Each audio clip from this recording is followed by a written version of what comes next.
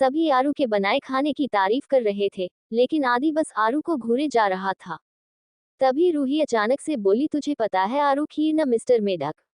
इतना सुनते ही आरू को हंसी आ गई और आदि रूही को घूरता है तो रूही बात संभालते हुए बोली, आई मीन भाई की फेवरेट है। ओ मुझे नहीं पता था, आरू मुस्कुराते हुए बोली। सबने ब्रेकफास्ट किया, फिर राकेश जी उठकर आरू की तरफ एक पैकेट बढ़ाते हुए बोले, ये लो पार्टनर तुम्हारी पहली रसोई का नेक। आरू मुस्कुराते हुए वो पैकेट ले लेती है, फिर सारिका जी भी अंदर से कुछ बॉक्सेस लेकर आती है और आरू को देते हुए बोली, ये लो तुम्हारी रसोई का नेक, जल्दी से खोलकर बताओ कैसे लगे। आरू बॉक्सेस खोलकर देखती है तो उनमें बहुत खूबसूरत ज्वेलरी सेट्स थे। आरू उन्हें देखकर बोली, ये तो बहुत खूबसूरत है। हाँ ये हमारे खानदानी जेवर है, इन्हें संभाल कर रखना, सारिका जी मुस्कुराकर बोली तो आरू ने सहमति में अपना सर हिला दिया। राकेश जी ऑफिस के लिए निकलने लगे तो आदि बोला, रुकिए डैड मैं भी ऑफिस जा रहा हूँ, आप मेरे साथ ही चलना। बिल्कुल नहीं, तुम आज ऑफिस नहीं जाओगे, तुम्हें आरू को पग फेरों की रस्म के लिए लेकर जाना है। राकेश जी आदि से बोले तो आरू अपनी मन ही मन बोली, अगर ये अभी घर में रुका तो जरूर से मेरे ऊपर परमाणु बॉम्ब की तरह फटेगा, हे महादेव बचा लेना। ओके डैड, आदि राकेश जी से बोला तो वो चले गए। आदि भी अपने रूम में चला गया। थोड़ी देर आरू भी सारिका जी और रूही से बात करके अपने रूम में चली गई। हमारा मतलब है आदि वाले रूम में, वो भी तो अब आरू का कमरा है। आरू जैसे ही कमरे में आई तो देखा आदि बेड पर बैठकर अपने लैपटॉप में कोई काम कर रहा है। आदि ने नजर उठाकर आरू को देखा और वापस से अपनी नजरें लैपटॉप में गड़ा ली। फिर एकदम से उसने ऊपर देखा तो आरू को देखकर उसने अपना लैपटॉप साइड में रख दिया और बेड से उठ गया। आरू आदि को उठते देखकर मन ही मन बोली, ये मैं कैसे भूल गई कि मिस्टर मेढक उर्फ परमाणु बॉम्ब आज ऑफिस नहीं गए। निकल ले आरू वरना ये फट जाएगा। आरू एकदम से मुड़कर वापस जाने लगी तो आदि फौरन भागकर आके दरवाजा लगा देता है और दरवाजे से टिककर आरू को घूरने लगा। क्या है, ऐसे क्यों घूर रहे हो? आरू इधर उधर देखते हुए बोली तो आदि उसके पास जाकर उसकी बाहें पकड़कर अपने करीब करते हुए बोला, तुम्हें नहीं पता मैं क्यों तुम्हें घूर रहा हूँ? क्या किया तुमने वॉशरूम में आज मेरे सामान के साथ? मैंने क्या किया? मैंने कुछ नहीं किया, सच्ची में मुझे नहीं पता। वहां पर तुम्हारी शेविंग फोम किसने बदली? आरू एकदम से हड़बड़ा कर बोली। अच्छा, पर मैंने तो शेविंग फोम का नाम ही नहीं लिया। अब साफ साफ बताओ कि आज वॉशरूम में मेरे शेविंग फोम की जगह केक आइसिंग वाली बटर क्रीम और शैम्पू में बॉडी लोशन कहाँ से आया? तुम्हें पता भी है जैसे ही मैंने वो फोम लगाई कितनी वियर्ड फीलिंग आई, जैसे तैसे वो साफ किया तो जब शैम्पू लगाया तो बालों का क्या हाल हुआ। मतलब सीरियसली आज जिंदगी में पहली बार मैंने अपने बालों को बॉडी वॉश से धोया, क्योंकि वो बॉडी लोशन कितना चिप चिप कर रहा था और शैम्पू तो वॉशरूम में था ही नहीं। आदि आरू को घूरते हुए बोला। अरे पर मैंने बोला ना कि मैंने नहीं किया, मुझे क्या पता, हो सकता है तुम शेविंग फोम की जगह शॉप से बटर क्रीम ले आए हो। मेरा मतलब है दुकान वाले ने धोखे से फोम की जगह बटर क्रीम दे दी हो, वो उसका बोतल भी तो सेम ही दिखता है। और रही शैम्पू की बात, तो वैसे भी मैंने पहले ही बताया था कि तुम्हारी आंखें खराब है, उस दिन भी बोला था जब तुमने मेरी किट्टू गिराई थी। तो इसलिए हो सकता है तुमने गलती से बॉडी लोशन ही उठा लिया हो। आरू एक सांस में ही सब बोल गई। आदि आरू को हैरानी से देखते हुए बोला, क्या सफाई से झूठ बोलती हो यार तुम? इतनी सफाई से तो कोई सच न बोल पाए। और रही बात बॉडी लोशन उठाने की, तो मैं तुम्हें बता दूं, मैं बॉडी लोशन नहीं लगाता। मैंने कोई झूठ नहीं बोला सच्ची में, और मैं भी तो अब यहीं पर हूँ, हो सकता है वो मेरा हो। आरू मासूम सा फेस बनाकर बोली। आरू आदि की बाहों में थी। आदि आरू के और ज्यादा करीब आने लगा। आदि को ऐसे अपने करीब आते देखकर आरू को अपना सपना याद आ गया।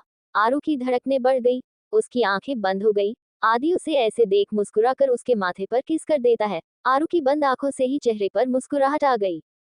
आदि धीरे से उसके कान में अपनी सर्द आवाज में बोला, तुम्हें पता है जब तुम ऐसे झूठ बोलती हो ना तो मुझे बहुत ज्यादा क्यूट लगती हो। आज किया सो किया, पर अगर दोबारा तुमने ऐसा कुछ किया तो मुझे अच्छे से पता है कि तुम्हारे साथ क्या करना है। सोच लो, इस बार माथा था, मतलब एक केयर किस पर फिर से तुमने ऐसा कुछ किया तो मैं कुछ भी कर सकता हूँ। फिर आरू को छोड़ देता है। आरू रूम से भाग जाती है। उसको रूम आए भागता हुआ देख आदि फिर से मुस्कुरा उठा। अभी अभी जो उसने किया वो सोचकर उसने अपने सर पर एक हल्की सी चपत मारी, फिर खुद से ही बोला, ये मिस वोल्केनो का दहकता हुआ लावा कैसे शांत करना है अब तुझे पता चल चुका है आदि। सो अब मिस वोल्केनो को जरा मजा चखाना तो बनता है। और फिर जाकर अपना काम करने लगा। आरू भागते हुए सीधे किचन में जाकर रुकी और अपनी बढ़ी हुई धड़कनों को शांत करने लगी। उसने पूरा एक गिलास पानी एक सांस में ही पी लिया। आदि की बातों को याद करते ही उसके पूरे शरीर में झुनझुनी सी दौड़ गई। यार ये मिस्टर मेढक तो बने बनाए इलेक्ट्रिक फिश है। मतलब ऐसा झटका तो वो भी नहीं देती। अरे फिश को छोड़ो, ऐसा झटका तो बिजली का खंभा भी नहीं देता। आरू अपने माथे पर हाथ रखकर बोलती है, उसके पास आते ही तेरे पेट में गुरुर गुरुर होने लगती है। ये क्या हो रहा है तुझे? तू न अब मिस्टर मेढक और उनकी टर्टर से दूर ही रह, पर बस थोड़ी देर के लिए, क्योंकि ये तो तुझे भी पता है कि बिना किसी को तंग किए तुझे चैन नहीं पड़ेगा। आरू अपने आप में ही बड़बड़ाई जा रही थी और पास में खड़ी एक काकी जो कि घर में ही काम करती है, वो बस आरू को देखे जा रही थी। कोई दिक्कत है बेटी? काकी ने प्यार से पूछा। तो आरू बोली, नहीं नहीं काकी, वो बस घर जाना है ना, रस्म के लिए उसके बारे में ही सोच रही थी। इतना बोलकर वो वहां से सीधे रूही के कमरे में चली जाती है। थोड़ी देर बाद आरू आदि के साथ चौहान मेंशन में पग फेरों की रस्म के लिए जाती है। वहां पर सभी लोग उन्हीं का इंतजार कर रहे थे। आरू जाके सीधे नव के गले लग गई। नव भी उसे कसकर गले लगाए रखा। आदि आरू को देखते हुए गेट पर ही खड़ा था। तभी देवेंद्र जी उसे अंदर लेकर आए। नव आकर आदि के भी गले लगा। तभी कुछ लोग अंदर आए, उनके हाथों में गिफ्ट्स थे। आदि उन्हें देखते हुए बोला, ये मोम ने थोड़े गिफ्ट्स भेजे हैं, शायद रस्म होती है। इतने सारे गिफ्ट्स हैं, ये इन्हें थोड़े नहीं कहते दामाद जी, सीमा जी मुस्कुरा कर बोली। जैसे ही आदि ने दामाद जी सुना, उसे खांसी आ गई। वही आरू अपने रूम में को भाग ली। नव ने आदि को पानी दिया तो आदि एक सांस में ही सारा पानी पी गया। आरू ऊपर से झांककर आदि को देखती है। उसे इस तरह से पानी पीते देखकर आरू को हंसी आ गई और वो हंसते हुए रूम में चली गई। नीचे आदि जब थोड़ा नॉर्मल हुआ तो नव उससे बोला, क्या हुआ? कुछ नहीं, वो मतलब ऐसे ही जुकाम हो गया है, शायद इसलिए खांसी आ गई। आदि इधर उधर देखते हुए बोला। उसको ऐसे बोलते देख सब मुस्कुरा दिए। आदि काफी अनकंफर्टेबल हो रहा था। नव ने उसे ऐसे देखा तो सबसे बोला, मैं आदि को रूम में लेकर जा रहा हूँ, मुझे उससे थोड़ा काम है। सभी सहमति जता देते हैं। आदि ऊपर रूम में जाकर एक गहरी सांस लेकर अपने मन ही मन बोला, उफ यार, ये भारी भरकम शब्द इंडिया के लड़के कैसे झेलते होंगे। दामाद जी मतलब सुनते ही कट लग जाए। नव आदि के पास आकर बोला, बी कंफर्टेबल आदि चाची जी बस तुम्हें छेड़ रही थी। आई नो नव, मैं कंफर्टेबल हूँ अब। थैंक यू यार, तुमने बचा लिया, वरना मुझे तो पता नहीं कैसा ही लग रहा था। आदि बेड पर बैठते हुए बोला। नव मुस्कुरा दिया और फिर दोनों बैठकर बातें करने लगे। वही रूम में आरू आदि की हरकतें याद करके मुस्कुरा रही थी। तभी उसका फोन बजा। उसने फोन देखा तो राम का कॉल था। आरू झट से कॉल रिसीव करके बोली, हेलो, कैसा है तू? ठीक तो है ना? मिशन का क्या हुआ? इंफॉर्मेशन मिल गई तुझे? किसी ने तुझे पहचाना तो नहीं? और है कहाँ पर तू? कॉल उठाते ही आरू ने सवालों की लाइन लगा दी। अब बोलेगा भी कुछ? आरू झुंझलाते हुए बोली। तो राम बोला, तू अपने आगे किसी को कुछ बोलने भी देती है? कॉल उठाते ही इतने सवाल, कभी तो शांत हो जाया कर मेरी गदाधारी भीम। अब सुन, सब कुछ ठीक है, मैं इंडिया में ही हूँ। दुबई से एक काफी बड़ी लीड मिली है, आज रात को तू अपने सेंटर आ जाना, वहीं पे मिलके सब कुछ बताता हूँ। नहीं राम, मैं आज सेंटर नहीं आ सकती, तू ही घर आजा, तुझे भी बहुत कुछ बताना है। आरू थोड़ा सीरियस होकर बोली। तो राम बोला, सब कुछ ठीक है ना आरू? और वीर का क्या हुआ? उससे तो तेरी शादी नहीं होगी, इतना मुझे भी पता है, तो अब कौन सी टेंशन है? कोई टेंशन नहीं है, तू बस आ जाना और हाँ, सारी इन्फॉर्मेशन को एक पेन ड्राइव में ट्रांसफर कर लेना और जो पेपर वर्क है उनकी फाइल्स ले आना। हम लोग यहीं पर ब्लूप्रिंट रेडी कर लेंगे और फिर आगे उनकी बैंड बजा के ग्रेड सुपीरियर को रिपोर्ट भी करना है। ठीक है, मैं आ जाता हूँ, चल बाय। और फिर फोन रख देता है। आरू फोन देखते हुए कहती है, बस आज एक और कदम बाद गई हूँ अपनी मंजिल की तरफ, उन सबको ऐसी मौत दूंगी कि उनकी रूह भी तार तार होकर चीखेगी। बहुत गलत कर लिया तुम सबने, अब सबको हिसाब चुकाना होगा। आरू की आंखें इस समय बिल्कुल लाल हो चुकी थी। आरू हंसने लगी, फिर एकदम से चुप होकर अपनी आंखें बंद कर ली और दोबारा जब उसने अपनी आंखें खोली तो वो बिल्कुल नॉर्मल थी। शाम का खाना आदि और आरू को चौहान मेंशन में ही करना था, तो आदि थोड़ी देर के लिए अपने काम से बाहर चला गया। थोड़ी देर बाद राम आया। आरू बाहर गार्डन में ही खड़ी थी। राम आते ही आरू को पीछे से हक कर लेता है और उठाकर गोल गोल घुमाने लगता है। उसी टाइम आदि भी चौहान मेंशन में आया। उसने जब राम को आरू को हक करके गोल गोल घुमाते देखा तो उसे अच्छा नहीं लगा। उसने अपनी मुठिया भींच ली। उसने एक पल को अपनी आंखें बंद कर ली, फिर तुरंत अपनी आंखें खोलकर उन दोनों की तरफ देखने लगा। राम ने आरू को घूमना बंद कर दिया, पर अभी भी हक कर रखा था। आरू पलटकर राम को गले लगा लेती है। राम भी उसको टाइट हक कर लेता है। आदि का तो खून ही जल गया उन्हें ऐसे देखकर, पर वो चुपचाप सब देख रहा था। आरू धीरे से राम से गले लगी ही बोली, तूने ऐसा क्यों किया? कोई बात है? हाँ, कुछ लोग मेरे पीछे है, उन्हें शक हो गया शायद, पर मैंने उन्हें ये यकीन दिलाने के लिए ऐसा किया ताकि उन्हें लगे मैं अपनी गर्लफ्रेंड से ही मिलने आया हूँ। पीछे देख, अभी भी ब्लैक कलर की कोई कार है। आदि ने आरू से पूछा तो आरू बोली, हाँ है तो। कोई नहीं, पर अभी कुछ देर ऐसे ही रह। राम आरू से बोला। आरू उसकी बात मान लेती है। आदि उन्हें ऐसे देखता रहा, फिर अंदर चला गया। आदि अंदर चला गया। आरू ने देखा वो गाड़ी भी निकल गई तो वो राम से अलग हुई। फिर राम को मारते हुए बोली, हरामखोर, कितनी जोर से घुमा दिया, ऐसा लग रहा है अभी बेहोश हो जाऊंगी, कुत्ते तुझे तो मैं छोड़ूंगी नहीं। इतना बोलते हुए आरू फिर से राम को मारने के लिए बढ़ी तो राम भागते हुए घर में चला गया। आरू भी उसके पीछे पीछे थी। अंदर आकर राम सीधे आरू के रूम की तरफ भाग गया, पर आरू जो पीछे भागती हुई आ रही थी सामने से आते हुए आदि से टकरा गई और गिरने लगी, पर आदि ने उसे उसकी कमर से पकड़कर अपनी ओर खींच लिया। आरू एकदम से आदि के सीने से जा लगी। वो अपना सर ऊपर करके आदि को देखने लगी, पर आदि ने तुरंत उसे छोड़ दिया और आकर सोफे पर नव के पास बैठ गया। आरू को आदि का इस तरह का व्यवहार कुछ पसंद नहीं आया। वो उसकी तरफ देखने लगी। तब तक राम आकर आरू का हाथ पकड़ के बोलता है, चल भी, अब रूम में तुझसे कुछ बात करनी है। आदि राम और आरू को ही देख रहा था। उसका पूरा ध्यान आरू के हाथ पर जो राम ने पकड़ रखा था। राम की नजर जब आदि पर पड़ती है तो वो बोला, हेलो आदित्य, तुम यहाँ पर इस टाइम कैसे? हेलो, कुछ खास नहीं, बस अपनी बीवी सहेबा को पग फेरे की रस्म के लिए लेकर आया हूँ। आदि हल्का सा टेढ़ा मुस्कुराते हुए बोला। बीवी? कौन बीवी? और तुमने शादी भी कली बताया भी नहीं, ये तो गलत बात है। कम से कम अब अपनी बीवी से तो मिलवा ही दो। राम आदि की तरफ देखते हुए बोला। मतलब बेचारे राम को देखो, अभी भी नहीं समझा कि पग फेरे की रस्म जब चौहान मेंशन में हो रही है तो बीवी तो आरू ही होगी ना। आदि मुस्कुरा के उठा, फिर राम के पास आकर आरू का हाथ उसके हाथ से छुड़ा के आरू को कंधों से पकड़ते हुए बोला, लो मिल लो मेरी बीवी सहिबा से, ये है मिसेज आराध्य आदित्य राठौर।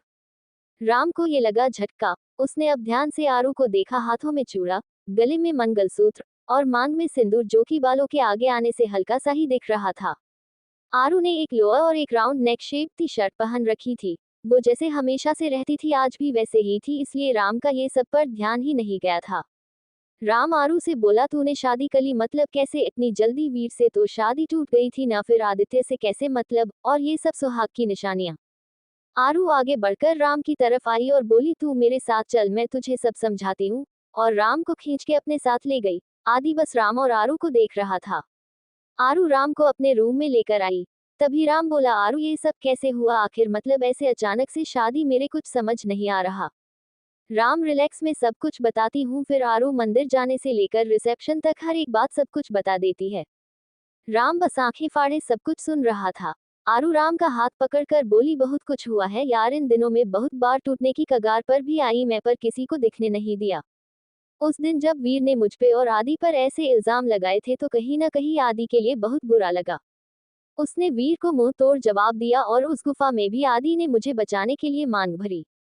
वो हर एक कदम पर मेरे साथ है, पर कब तक ये नहीं पता। हो सकता है जिस दिन उसे पता चले कि मैं क्या करती हूँ और कैसे करती हूँ, या फिर मेरी सच्चाई क्या है, वो उस दिन मुझसे मुंह मोड़ ले। इसलिए बंधना नहीं चाहती मैं उससे, किसी भी टाइप की अटैचमेंट नहीं चाहती।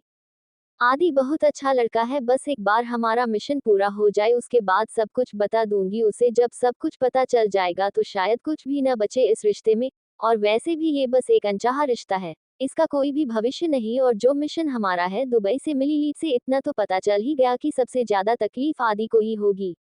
राम हैरानी से आरू को देखने लगा, जैसे कि पूछना चाहता हो कि तुम्हें इस बारे में कैसे पता। आरू राम को देखती है, फिर बोलती है, ऐसे घूर मत, ये तुझे याद होना चाहिए कि मैं कौन हूँ और क्या कर सकती हूँ, तो ऐसे घूर मत, कोई नई बात नहीं है ये। पहली बार तुझसे बिना पूछे सारी इन्फॉर्मेशन नहीं मिली मुझे जो ऐसे घूर रहा है। हाँ, मैं भूल कैसे गया कि मैं द ग्रेट आराध्य चौहान के सामने खड़ा हूँ। पर आरू, सच में तू आदि को सब कुछ बताएगी? मतलब तू इतने दिन उसके साथ रहेगी, उसे तुझसे मोहब्बत हो गई तो? राम आरू की तरफ देखते हुए बोला।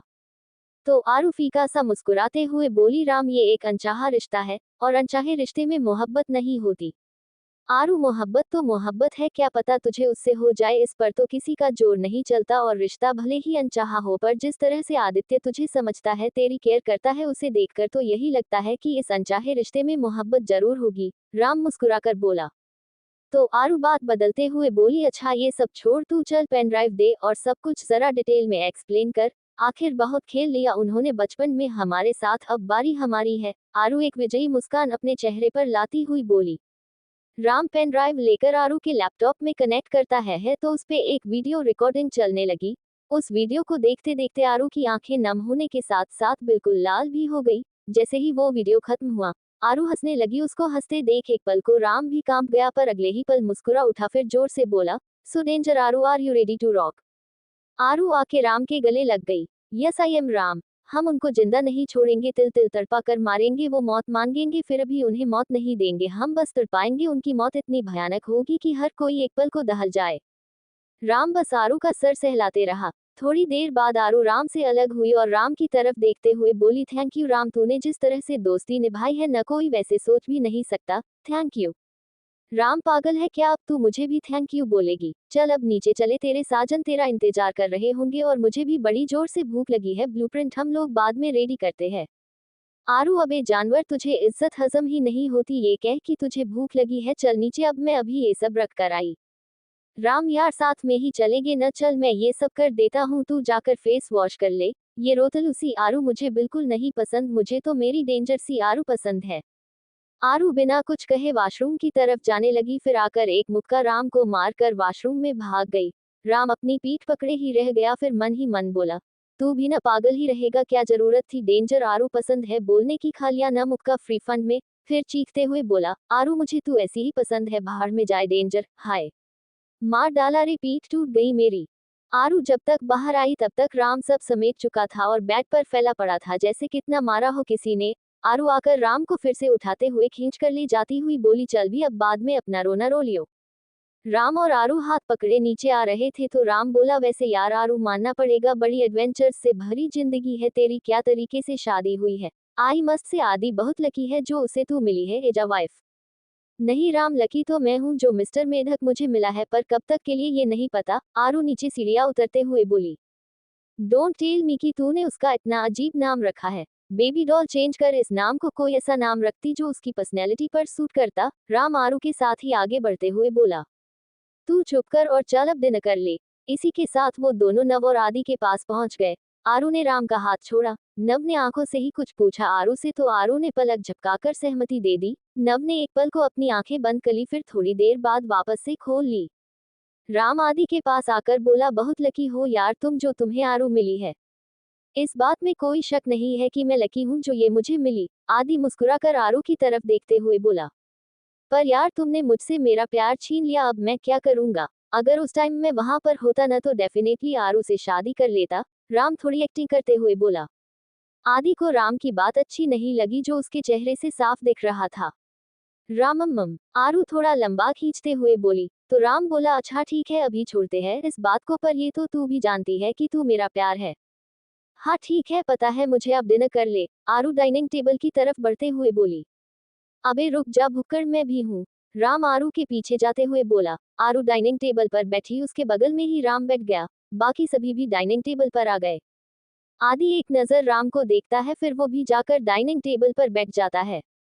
आरू की एक तरफ राम था और दूसरी तरफ आदि, और वो बीच में बैठी थी। राम आरू से बातें कर रहा था। आदि बस चुपचाप से उन्हें देख रहा था, या कह सकते हैं कि घूर रहा था। नव जब आदि को इस तरह से घूरते हुए देखता है तो मुस्कुरा उठा, फिर नव ने आदि को अपनी बातों में लगा लिया। दिन के बाद आरू को आज यही रुकना था, रस्म के अनुसार वैसे रुकना तो आदि को भी था, लेकिन उसने सबसे बात करके घर जाने को मना लिया। आरू एक नजर आदि को देखते हुए ऊपर अपने रूम में चली जाती है। सब नीचे बैठकर बातें करने लगे। राम ने रूही को भी बुला लिया कॉल करके, रूही भी मान गई और चौहान मेंशन आ गई। थोड़ी देर बाद आदि ने रूही से चलने का पूछा तो रूही ने बाद में आऊंगी करके बोल दिया। आदि जाने लगा। उसने एक नजर आरू के कमरे की ओर देखा, फिर बाहर निकल गया। राम उठकर आरू के रूम की ओर जाने लगा। रूही और नव भी राम के साथ जाने लगे। राम ने उस टाइम तो कुछ नहीं कहा, फिर जैसे ही वो तीनों ऊपर पहुंचे राम रूही को नव की तरफ धकेलते हुए बोला, तू कहाँ मेरे साथ चली, तू जा अपने पतिदेव के साथ टाइम स्पेंड कर, 2 दिन बाद से रस्में शुरू है, फिर मिल भी नहीं पाओगे। नव और रूही राम को देखने लगे जैसे पूछना चाह रहे हो कि तुम्हें कैसे पता। राम उनकी नजरों को भांपते हुए बोला, मुझे आरू ने सब कुछ बता दिया, अब मैं चला, तुम दोनों भी जाओ, और नव भाई आप तो दुआ दो मुझे जो आपको टाइम स्पेंड करने का मौका दे रहा हूँ। इतना बोलकर राम मुस्कुराकर आरू के कमरे की तरफ बढ़ गया। नव ने रूही का हाथ पकड़कर रूम में ले जाते हुए कहा, सच में दुआ तो देनी बनती है राम को। रूही नव की तरफ देखने लगी तो नव बोला, अरे मेरा मतलब है कितनी फिक्र है उसे मेरी फीलिंग्स की, एक तुम हो, तुम्हारे भाई की शादी क्या हुई, मेरे लिए तो टाइम ही नहीं है तुम्हारे पास। नव मासूमियत से बोला तो रूही खिलखिलाकर हंस दी। नव ने उसे हंसते हुए देखा, फिर उसने एकदम से रूही को गले लगा लिया। ऐसे अचानक गले लगाने से रूही हड़बड़ा गई, पर अगले ही पल उसने भी नव को अपनी बाहों में कस लिया। तू बस ऐसे ही हंसती रहा कर, तुझे पता है जब तू हंसती है ना तो बहुत क्यूट लगती है, एकदम छोटी सी बच्ची की तरह। और अब ये छोटी सी बच्ची सिर्फ मेरी है। नव रूही से अलग होकर उसके माथे पर किस करते हुए बोला। और हमेशा रहेगी भी तुम्हारी ही। रूही ने नव के गाल पर किस करते हुए कहा। हाय मैं तो मर गया। ये अदाएं उफ क्या कहूं। नव अपने सीने पर एक हाथ रखते हुए बोला। रूही नव की बाह पर मारते हुए कहती है बकवास मत करो। फिर रूही और नव वही हाथों में हाथ डाल के बैठे हुए अपने आने वाले कल के बारे में बात करने लगे। उधर राम और आरू ने मिलकर ब्लूप्रिंट रेडी किए। थोड़ी देर बाद रूही आकर आरू से मिली और फिर घर चली गई। राम नव और आरू थोड़ी देर उस ब्लूप्रिंट से रिलेटेड कुछ डिस्कस करते हैं। उसके बाद राम भी चला गया। आरू राम को गार्डन तक छोड़ने आई। राम ने आरू को हक किया फिर बाय बोलकर चला गया। आदि बालकनी में खड़ा होकर सब कुछ देख रहा था। वो अपने मन ही मन बोला आखिर मुझे क्यों इतना फर्क पड़ रहा है, क्यों बुरा लग रहा है। वो किसी से भी मिले कुछ भी करे मुझे फर्क नहीं पड़ना चाहिए। मैं क्यों भूल रहा हूँ कि ये बस एक अनचाहा रिश्ता है जिसमें मिस वोल्केनो जबरदस्ती बंधी है। आदि आखिर क्यों हो रहा है ये सब नहीं होना चाहिए। पर क्या करूँ नहीं होता सहन जब कोई और उसके करीब जाता है।